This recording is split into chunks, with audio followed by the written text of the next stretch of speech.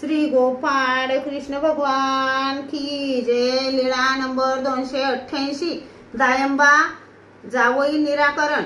एका ब्राह्मणाचा जावई त्यांच्या मुलीला सोडून कुठेतरी निघून गेला। पुष्कळ दिवसापासून त्याचा पत्ताच नव्हता। झाले असे की त्याच ब्राह्मणाच्या घरी दायंबा भिक्षेला गेले। दायंबा नेमके त्यांच्या त्या जावयासारखेच दिसत होते। त्या ब्राह्मणाची पत्नी हे आपले जावईच आहेत असे समजून दायंबाला म्हणाले, ओ तुम्ही ही आपली पत्नी न्या की आम्ही किती दिवस तिचा सांभाळ करू। दायंबा हसले परंतु उत्तर दिले नाही।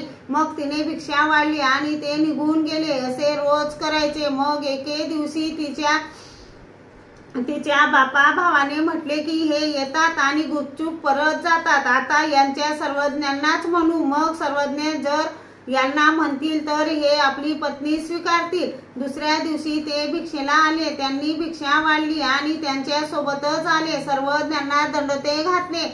मग विनंती केली, जीजी हे आमचे जावई यांनी आपल्या पत्नीला सोडून बरेच दिवस झाले, तर इतके दिवस आम्ही तिला सांभाळले आणि आम्ही यांना म्हणत असतो, परंतु हे न बोलताच परत निघून येतात, तर आता सर्वज्ञांनाच सांगू म्हणून आलो।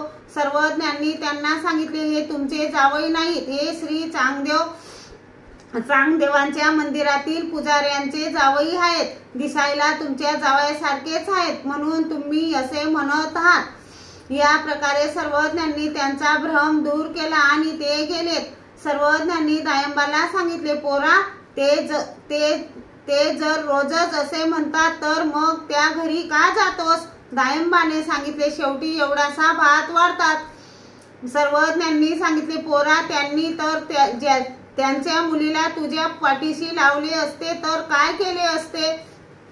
जी तर ती एकीकडे व मी एकीकडे असे दोघेही राहून आपली सेवा केली असती। आणि सर्वज्ञांनी हास्य केले। श्री गोपाळ कृष्ण भगवान की जय।